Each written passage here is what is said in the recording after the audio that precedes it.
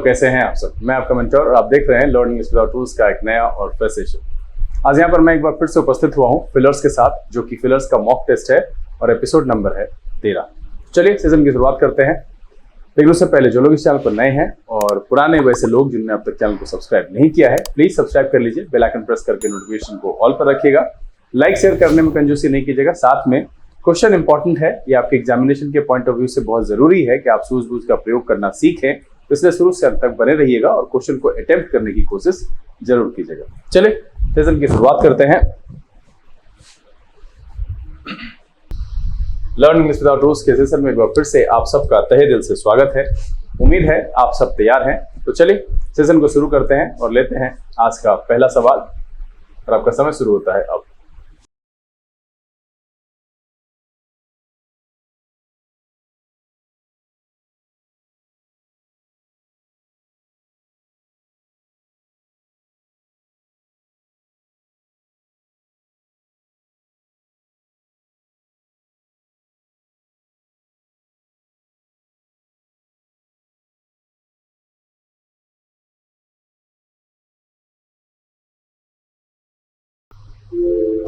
चलिए समय समाप्त हो चुका है। तो देखते हैं सवाल क्या कह रहा है। पहला सवाल है, the civil society remains dash to those who dash the laws with consummate ease. मतलब है पूर्णतः, पूरी तरह से, है ना। इसका सेंस है पूरी तरह से, एकदम पूरी तरह से। तो यहां पर जो है the civil society remains dash to those who dash the law with consummate ease. अब देखिए यहां पर जो पहला है हॉस्टेस, इसका मतलब होता है बंधक, और फ्लॉट का मतलब होता है अवहेलना या अवज्ञा करना। कल्प्रिट का मतलब आप जानते हैं दोषी या अपराधी होता है ना। और तो कोई शब्द इसमें है नहीं, ठीक है। अब देखिए यहां पर कह रहा है कल्प्रिट और दोषी, तो रिमेन्स जो है सिविल सोसाइटी रिमेन्स कल्प्रिट, ये होगा नहीं, ठीक है।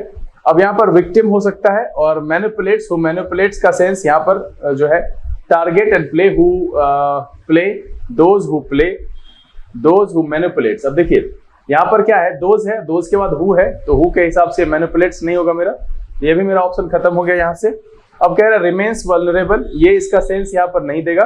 अब है कि रिमेन्स होस्टेस, रिमेन्स टारगेट, तो इस दोनों में सबसे बेहतर जो है ये आ रहा है कि अगर हम इसको यहां पर रखें तो क्या हो जाएगा, रिमेन्स होस्टेस और फ्लॉट, हु फ्लॉट। मतलब है कि दोषी यहाँ पर जो है अवहेलना करते हैं, अवज्ञा करते हैं पूरी तरह से, है ना, बहुत आसानी से अवज्ञा करते हैं, उसके वो बंधक होते हैं। बिल्कुल वो जैसे चाहते हैं तोड़ते मरोड़ते हैं, सोसाइटी का इस्तेमाल करते हैं, और विशेष करके सिविल सोसाइटी की जो बात कर रहे हैं। तो इसीलिए यहाँ पर देखिए हॉस्टेज का मतलब बंधक है, तो जो इसका आंसर है वो है आपका ऑप्शन नंबर ए। अब देखिए मैं यहाँ पर क्या करता हूँ, बार बार एलिमिनेट करता हूँ आकर के। कभी कभी ग्रामर के भी रूल इस्तेमाल होते हैं, कभी कभी नॉर्मली भी एलिमेंट होता है। तो आप एलिमिनेशन प्लस सिलेक्शन, साथ में सेंस की जरूरत, ऐसे सवाल को बनाने में आप ये देखिए कि सेंटेंस को कौन सा वर्ड अच्छे से पूरा करता है, और उसके हिसाब से आप ऑप्शन चुनने की कोशिश कीजिएगा, तो आराम से यहां पर आप बना पाइएगा। चलिए लेते हैं अगला सवाल और आपका समय शुरू होता है अब।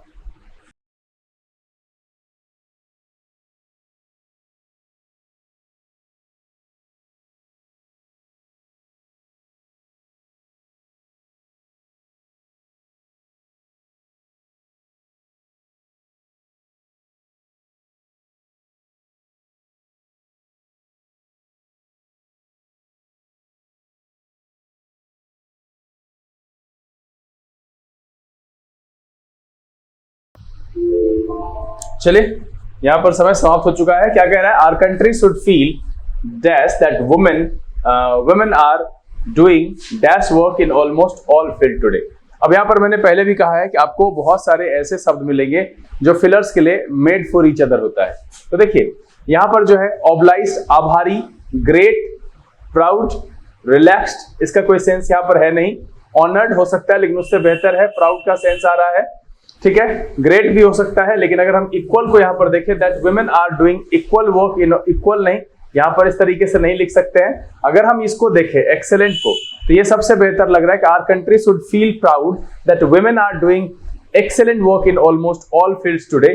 तो ये मेरा सही आंसर लग रहा है। अब देखिए इनॉर्मस, कहीं पर ये वर्ड है इनॉर्मस, यहाँ देखिए इनॉर्मस, इसका मतलब होता है बहुत बड़ा और विशाल, ठीक है, तो यहां पर जो सवाल का जवाब आ रहा है वो आ रहा है ऑप्शन नंबर सी से, कि feel proud that women are doing excellent work in almost all fields today. मतलब है आज जो है वो हर फील्ड में काम कर रही है और इसके लिए हमें प्राउड फील करना चाहिए। चलिए अगला सवाल, और आपका समय शुरू होता है अब।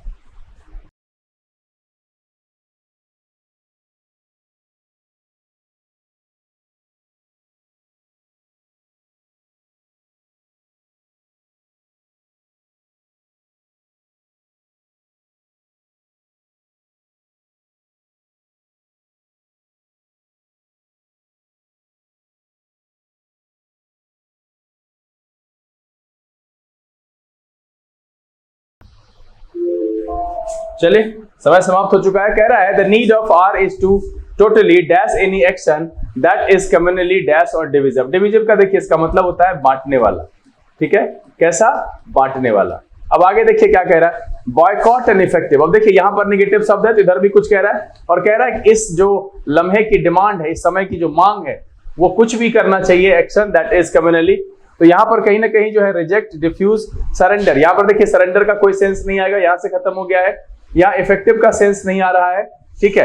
अब अगर हम आगे आते हैं तो यहां पर देखिए एम्प्लॉय एक वर्ड है। एम्प्लॉय का मतलब क्या है, सूचित करने से, तात्पर्य से। प्रोवोकेटिव का मतलब होता है भड़काऊ और उत्तेजक। देखिए अब यहां पर क्या कहता है, एम्प्लॉय का सेंस, एम्प्लॉइंग यहां पर आएगा नहीं, ये मेरा खत्म हो रहा है। अब है कि डिफ्यूज एंड क्वेश्चनिंग, दो मेरा ऑप्शन बचा है। अगर हम इस ऑप्शन को देखें बी नंबर को, तो ये यहां पर क्या कह रहा है कि the need of the hour is to totally avoid any action that is communally provocative, जो कि क्या हो, भड़काऊ हो और क्या हो, बांटने वाला हो। इस समय में उसको हमको क्या करना चाहिए, अवॉइड करना चाहिए। तो उस लिहाजन यहां भी ये भी खत्म हो जा रहा है। तो इसका जो सही जवाब है वो है आपका ऑप्शन नंबर बी। देखिए बस इस सवाल को बनाने में अगर आपको समय कम लग रहा है कि सर 30 सेकंड की समय सीमा में नहीं हो पा रहा है, मैं नहीं समझ पा रहा हूं, नहीं समझ पा रही हूं, तो आप वीडियो को पॉज कर लो, आराम से सोचो, समझो, सेंस लगाओ। एक बार में नहीं हो रहा है, 2 बार पढ़ो। देखो नहीं सीखोगे तो सीजीएल में या बैंकिंग एग्जामिनेशन में कहीं पर भी फिलर्स आएंगे तो आसान नहीं आएंगे। कभी कभी ऐसा होता है कि शब्द कठिन होता है, यहाँ पर लगभग कठिन ना के बराबर शब्द है। जो भी शब्द दिया गया है वो कठिन नहीं है, बहुत आसान है। यहाँ पर क्या है कि आपको सही आंसर चुनना है। लगता है बहुत क्लोज है, ये भी हो सकता है, ये भी हो सकता है, तो उसमें सटीक क्या होगा वो आपको चुनना है, तो समझना पड़ेगा। चलिए अगला सवाल लेते हैं और आपका समय शुरू होता है अब।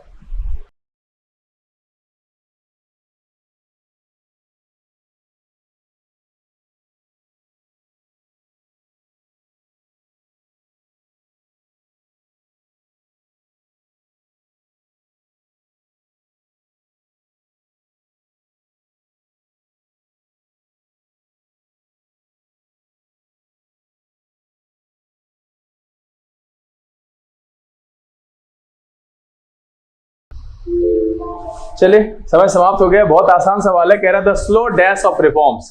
अब जब भी यहाँ पर स्लो है, सबसे बेहतर शब्द मेरा यहाँ दिख रहा है स्लो पेस, ठीक है, स्लो पेस ऑफ रिफॉर्म्स। अब उससे पहले देखिए एक वर्ड है जेनरस, का मतलब होता है शैली या विद्या से।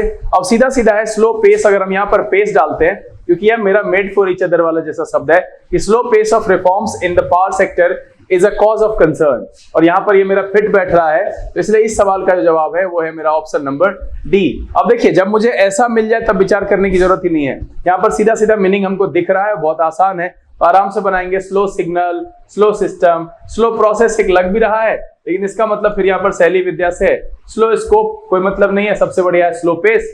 चलिए अगला सवाल लेते हैं और आपका समय शुरू होता है अब।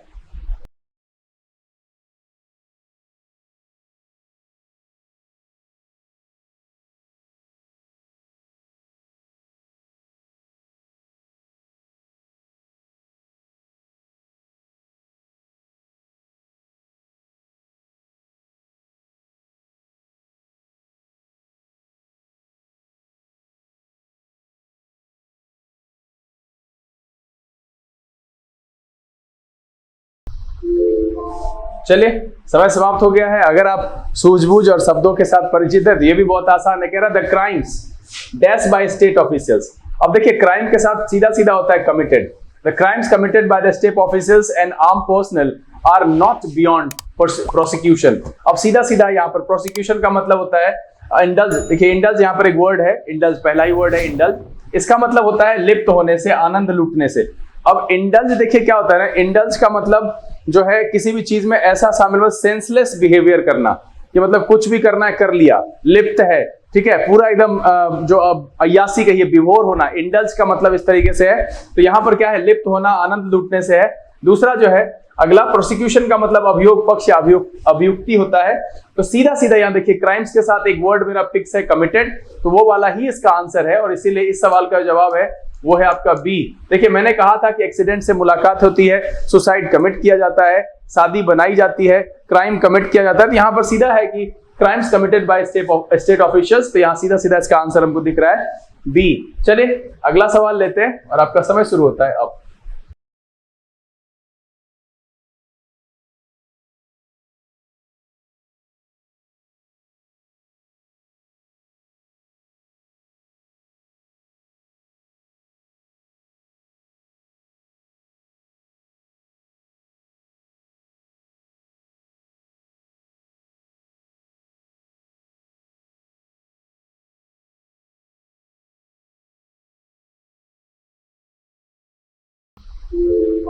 चलिए समय समाप्त हो गया। कह रहा है India should dash Pakistan in a meaningful dialogue. जब भी यहां मीनिंगफुल डायलॉग दिया है तो एंटरटेन का कोई मतलब नहीं है, कंपेल का कोई मतलब नहीं है, बाध्य करने का कोई सेंस नहीं है, ठीक है। इंडल्ज तो यहां पर होगा ही नहीं, अभी मैंने मीनिंग बताया यहां पर। अब है कि एंगेज, कन्विंस, ठीक है। अब यहां पर रियाल्म है और फेस। अब अगर हम इसको देखते हैं, सबसे पहले इसका क्षेत्र और राज्य होता है। कह रहा है even in the realm of grave provocation. अब यहां इसके साथ ये फिट नहीं बैठेगा, ठीक है। तो यहां सीधा सा है कि ये भी मेरा खत्म हो गया, एंटरटेन यहां से है नहीं। तो सीधा सीधा अगर हम देखते हैं पहला ऑप्शन कि इंडिया शुड इंगेज, है ना, Pakistan in a meaningful dialogue even in the face of, है ना, in the face of grave provocation. अब ग्रेव का मतलब होता है महत्वपूर्ण, चिंताजनक या भयानक। भयानक जो है प्रोवोकेशन की स्थिति होगी, उस समय में भी उसको जो है एंगेज करना चाहिए मीनिंगफुल डायलॉग के लिए पाकिस्तान को। तो सबसे जो अर्थपूर्ण यहां पर ऑप्शन है वो आपका जो है ऑप्शन नंबर ए है, इसलिए सवाल का जवाब क्या है, ए है। और उम्मीद है कि ये दूसरा एपिसोड है और यहां तक अब आप समझ गए होंगे कि सवाल को कैसे बनाना है। तो बनाइए, मैं अभ्यास के तौर पर ये एक्सरसाइज लेके आ रहा हूं। मैंने पिछले दिन कहा कि प्रीवियस ईयर एसएससी में अब कुछ ऐसा सवाल नहीं था जिसको लाया जाए, मुझे इतना भरोसा है आप पर, उसको आराम से आप बना लेते, इसलिए मैंने मॉक टेस्ट शुरू किया है। और ये डिफरेंट एग्जामिनेशन के पॉइंट ऑफ व्यू से बहुत जरूरी है।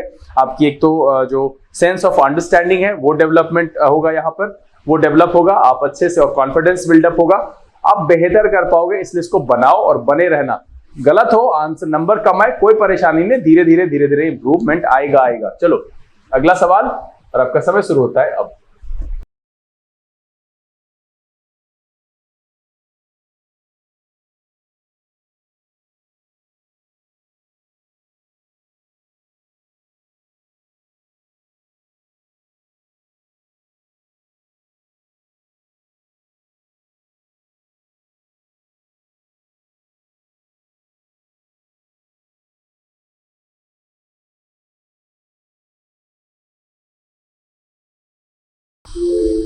चलिए समय समाप्त हो गया है। अब देखिए कह रहा it is dash that a high court जज has fallen dash to corruption. अब देखिए इट इज इलीगल, यहां पर इलीगल का कोई मतलब ही नहीं है। इट इज डिस्टर्बिंग लग रहा है, इट इज अनफॉर्चुनेट शेमफुल लग रहा है। अब यहां पर देखिए जो कॉन्विक्ट है इसका मतलब अपराधी, दोषी ठहराना होता है, ठीक है। उसके बाद जो प्रे होता है अनुचित लाभ उठाना या शिकार होता है। उसके बाद और कोई वर्ड है एगोनाइज का मतलब होता है बहुत ही चिंतित रहना। अब यहां पर देखिए यहां जो लिखा हुआ है ना फॉलन डैश टू करप्शन। अब अगर हम यहां पर देखें ये एक जो फ्रेज है फॉल प्रे टू समथिंग, इसका मतलब होता है का शिकार होना। ये जो पूरा है फॉल प्रे टू समथिंग, इसका मतलब होता है शिकार होना। और देखिए ऑप्शन में आपको दिख रहा होगा, ठीक है, का शिकार होना, ये देखिए प्रे। और अनफॉर्चुनेट भी है, दुर्भाग्यपूर्ण है, ठीक है। अब यहां पर है कॉन्विक्टेड, दोषी ठहराना, ठीक, यहां ये गड़बड़ लग रहा है यहां पर। तो सबसे बेहतर है कि it is unfortunate that a high court जज has fallen prey to corruption. अब यहां पर क्या है, फॉल प्रे टू समथिंग। याद रखिएगा कि ये फॉल प्रे टू समथिंग का मतलब होता है का शिकार होना। तो यहां जो सही जवाब है वो है आपका ऑप्शन नंबर सी। याद रखिएगा क्या होता है, फॉल प्रे टू समथिंग। याद रखना है क्या, फॉल प्रे टू समथिंग, इसका मतलब होता है का शिकार होना। ठीक है, चलिए पिछले सवाल का जवाब क्या हो गया? सी। चलिए अगला सवाल लेते हैं और आपका समय शुरू होता है अब।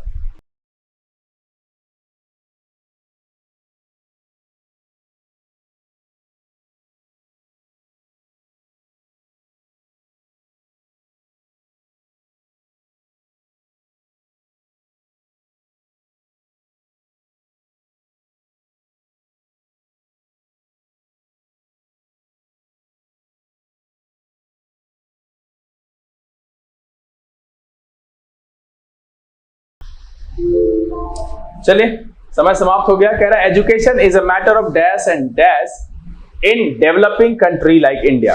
अब भारत जैसे देश के लिए क्या कह रहा है कि क्या है एजुकेशन, क्या है मैटर ऑफ, तो मैटर ऑफ ग्रेव अपलिफ्टमेंट। अब ग्रेव का यहां कोई सेंस ही नहीं है।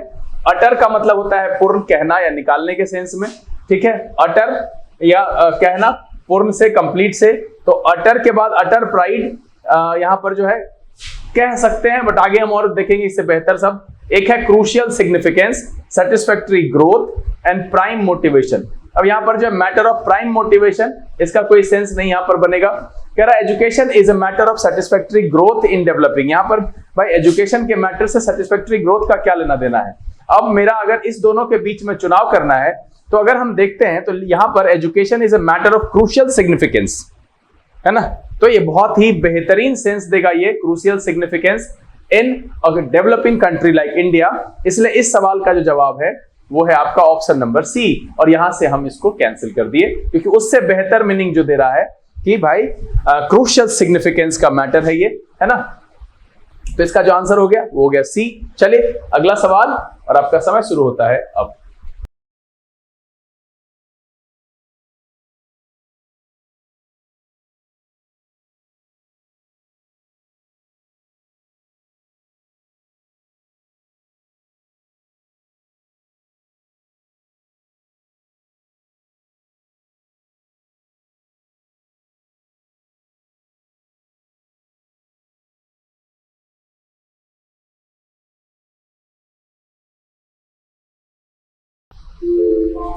चलिए समय समाप्त हो गया है। कह रहा है what makes education abroad a dash experience is the dash of subjects and courses available. यहां पर फुल स्टॉप होगा। ठीक है, देखिए क्या कह रहा है, courses available, dash of subjects and courses available. अगर selection of subjects and courses available कहेंगे, बेसिस ऑफ सब्जेक्ट्स, यहां पर सिलेक्शन का सेंस नहीं आएगा। अगर हम डाइवर्सिटी को देखें उससे आता है वेराइटी का सेंस आ रहा है, variety of subjects and courses available. सबसे बेहतर यहां पर दिख रहा है। ऐसे अब कुछ वर्ड है, बेविल्डर का मतलब होता है घबरा देना, हैरान कर देने के सेंस में। प्लेथोरा का मतलब होता है बहुलता और प्रचुरता से। तो कह रहा है कि अब्रॉड अ बेविल्डरिंग एक्सपीरियंस, उससे बेहतर हमको लगता है फैसिनेटिंग एक्सपीरियंस का मतलब। यहां पर फैसिनेटिंग का मतलब है मोह लेने वाला, मंत्रमुग्ध करने वाला, मोहित करने वाला। तो भैया एजुकेशन और वो भी विदेश में, ये हर के लिए जो है मंत्रमुग्ध करने वाली बात होती है। तो सबसे सही आंसर जो लग रहा है वो है इसका ऑप्शन नंबर ई। क्या है कि what makes education abroad a fascinating experience is the variety of subjects and courses available. वो जो करता है वो क्या है, वैरायटी ऑफ कोर्सेस अवेलेबल है जो इसको फैसिनेटिंग बनाता है। तो इसका जो आंसर है वो है ऑप्शन नंबर ई। चलिए अगला सवाल और आपका समय शुरू होता है अब।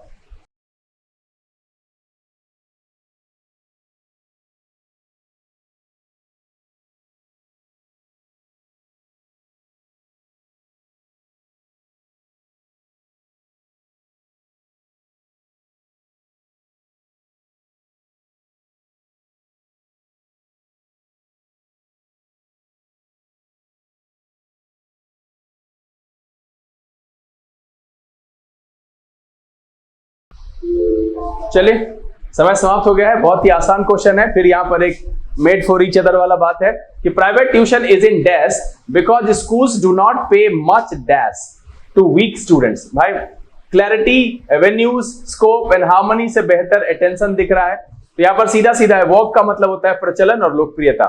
प्राइवेट ट्यूशन इज इन वॉग मतलब क्या है कि वो प्रचलन में है। क्यों है भाई?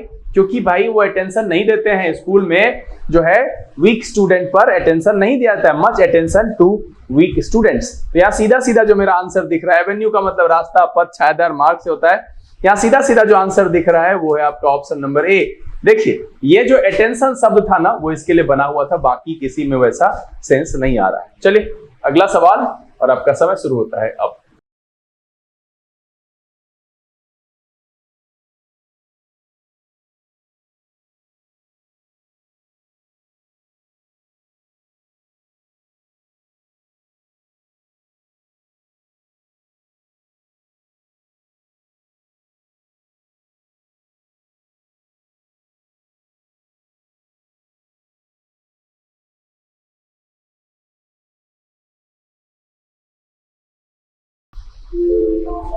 चलिए समय समाप्त हो चुका है। देखते हैं इस सवाल में क्या है। यहां पर कह रहा है कि environment as an dash is already on the international agenda. अब देखिए यहां पर एक ऑप्शन में मेरे पास एजेंडा है, तो ये दोबारा नहीं लिख सकते environment as an agenda is already on the international agenda, ये अजीब लगेगा। Environment as an awareness is already on the awareness to take complete and informed. अब देखिए यहां पर जो एंड है इधर लगा हुआ है इन्फॉर्म, तो इधर हमको दूसरी तरफ भी ईडी वाला होगा, तो यहां पर भी खत्म है। यहां मुझे सस्टेन्ड दिख रहा है, जो सबसे बेहतर है sustained and informed look at it. तो सबसे बेहतरीन जो ऑप्शन दिख रहा है मेरा ऑप्शन नंबर डी यहां दिख रहा है कि environment as an issue is already on the international agenda and media must continue to take sustained and informed look at it. इसलिए इस सवाल का जवाब हो जाएगा, वो जाएगा ऑप्शन नंबर आपका डी। देखिए कभी कभी ना ग्रामेटिकल इंफॉर्मेशन जो सूचनाएं आपके पास है वो मदद करती है इस तरह के सवाल को बनाने में, सेंटेंस अरेंजमेंट में, इंप्रूवमेंट में, और यहाँ पर फिलर्स में कभी कभी बहुत ही इंपॉर्टेंट रोल प्ले करता है आपका ग्रामेटिकल नॉलेज। इसलिए उसको ये सोचकर कि ग्रामर की कोई जरूरत नहीं है खासी, पढ़ना चाहिए एक बार कम से कम, आपको ग्रामर अच्छे से जरूर पढ़ना चाहिए। चलिए अगला सवाल लेते हैं और आपका समय शुरू होता है अब।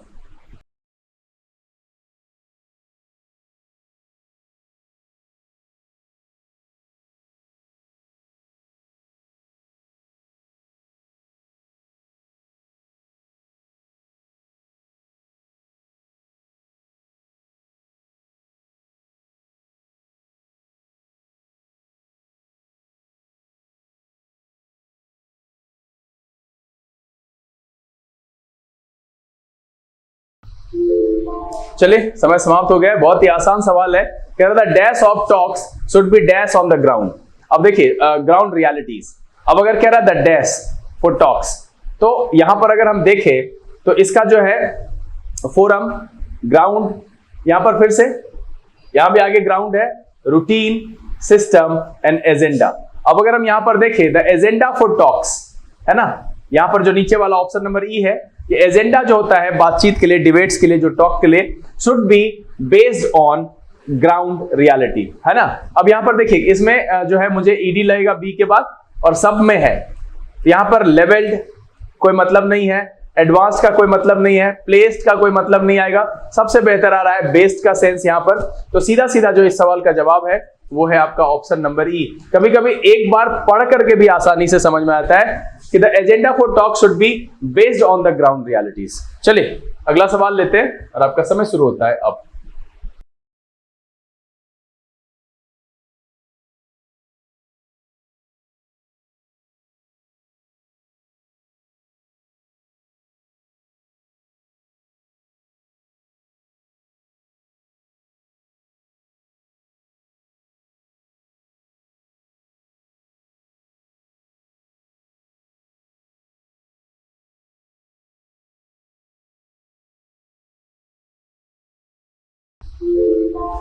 चलिए समय समाप्त हो गया। कह रहा it is no secret that the dash of debate and dash in the houses of our legislatures have fallen.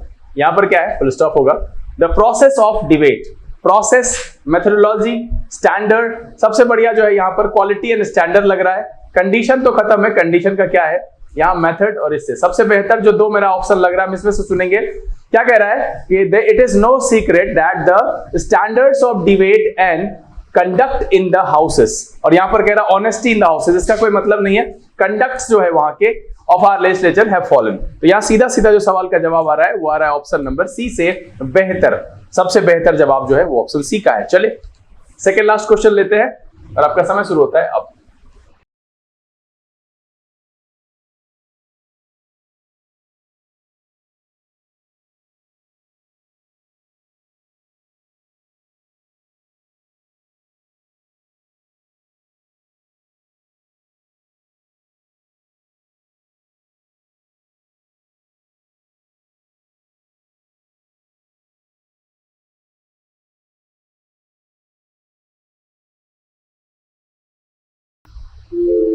चलिए समय समाप्त हो चुका है। कह रहा dowry though dash by law has grown to monstrous dash after 4 decades of legislation. अब यहां पर देखिए एक पहला वर्ड है एबॉलिश। यहां एबॉलिश का मतलब होता है उन्मूलन करने से, हटाने से। रिब्यूक का मतलब होता है बुरा भला कहने और फटकारने से। यहां पर है हिंडर का मतलब होता है बाधा पहुंचाने और रोकने से। बाकी सबका मीनिंग आपको पता ही है। कह रहा है डॉरी दो, अब यहां सबसे भाई कि उन्मूलन करना, अबॉलिश करना यहां पर होगा, ठीक है। रिब्यूक का कोई मतलब ही नहीं होगा, हिंडर का मतलब कोई मतलब ही नहीं होगा। एक इसका प्रोहिबिटेड का मतलब होता है, लेकिन उससे बढ़िया जो है यहां पर एबॉलिश, उसको जड़ से खत्म करना था, प्रोहिबिट नहीं करना था। तो डॉरी दो abolished by law has grown to monstrous practice after 4 decades of legislation। इसका जो सही आंसर है वो है आपका ऑप्शन नंबर ए। चलिए आखिरी सवाल और आपका समय शुरू होता है अब।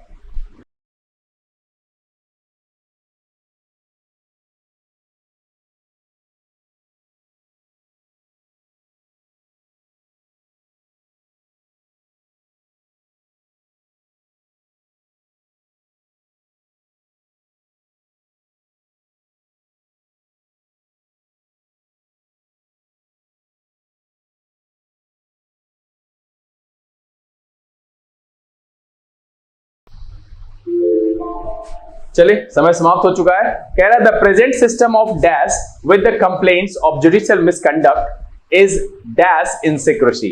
अब यहां पर देखिए यहां एक डीलिंग लग रहा है, टैकलिंग लग रहा है, ठीक है। फाइटिंग का कोई मतलब नहीं है, स्क्रूटनाइजिंग का कोई मतलब नहीं है, हैंडलिंग भी हो सकता है। अब यहां पर कह रहा है present system of dealing with the complaints of judicial misconduct is shrouded. अब यहां श्रॉड का मतलब होता है ढकना या छिपाने से। अब इंडल्ज का यहां कोई मतलब नहीं होगा, तो ये मेरा यहां से खत्म हो गया है। दूसरा है मार्क्ड इन सिक्रेसी। मार्क्ड से बेहतर शब्द जो है वो मेरा श्रॉड लग रहा है। इमर्स का मतलब होता है डुबाना या तल्लीन कर लेने से, है ना। यहां पर है, ये पहले से ही खत्म हो चुका है। तो सीधा सीधा जो मेरा है ये वाला आंसर जो है इसके सामने में बेहतर नहीं है। सबसे बेहतर आंसर जो है इसका ऑप्शन नंबर ए है। हॉस्टेज का मतलब बंधक, ये पहले ही बता चुके हैं। चलिए तो यहां पर क्या है कि सीधा सीधा जो सवाल का जवाब आ रहा है वो आ रहा है ऑप्शन नंबर ए से। क्या कि the present system of dealing with the complaints of judicial misconduct is shrouded in secrecy. मतलब है कि वो श्रॉडेड का मतलब है ढकना और छिपाने से। तो इस सवाल का जवाब है वो है ऑप्शन नंबर ए। चलिए उम्मीद है कि इस सेशन में जो पिछले 2 एपिसोड से मैं लेकर के आ रहा हूं आप सब कठिनाई महसूस नहीं कर रहे होंगे, और अगर कर भी रहे होंगे तो धैर्य बना करके सवाल को बना जरूर रहे होंगे। क्योंकि मैं हमेशा से मैं अपनी पोइट्री का एक लाइन कहता हूं कि मंजिल तक जाने को कुछ देर जंगल से गुजरना पड़ता है, हर राहों की किस्मत में कुछ पल की वीरानी लिखी है। ऐसे ही कोई है, ध्यान में नहीं है। तो हमेशा से आप समझिए कि मैं आपके लिए आसान आसान सवाल लाऊं, आप 15 में 15 ले आओ, आप खुश हो जाओ, तो ये पल भर की खुशी आपको सफलता और जीत नहीं दिला सकती है। इसीलिए कठिनाई हो रही है, इसका मतलब है आप सही रास्ते पर हैं। सही रास्ते पर चलने वाले को हमेशा परेशानियों का सामना करना पड़ता है और तभी उनको जीत मिलती है। तो उम्मीद तो ये है कि यहां पर इस सेशन को आप एंजॉय कर रहे होंगे और बहुत कुछ सीखने के लिए और समझने के लिए मिल रहा होगा, और ये वीडियो आपको पसंद आया होगा। अगर ये वीडियो अच्छा लगा आप इसे लाइक कर दीजिए। अब तक आपने चैनल सब्सक्राइब नहीं किया तो प्लीज सब्सक्राइब करके बेल आइकन प्रेस करके नोटिफिकेशन को ऑल पर रखिएगा, लाइक शेयर कर दीजिएगा। साथ में आप अपने द्वारा प्राप्त किए गए अंक कमेंट बॉक्स में लिखिएगा जरूर। कोई परेशानी हो, कुछ विशेष कहना हो या पूछना हो तो बिल्कुल कमेंट करने से झिझकिएगा नहीं। समय यहां से विदा लेने का, बहुत जल्द इस तरह के एपिसोड के साथ फिर आपके सामने उपस्थित होंगे। तब तक के लिए आप घर में रहिए, अपना और अपने परिवारजनों का ख्याल रखिए, खुश रहिए, मस्त रहिए, लेकिन पढ़ते लिखते जरूर रहिएगा। लर्निंग इज विदाउट रूल्स के सेशन से this is B K Singh signing off. Keep reading, keep practicing. Thank you, God bless you.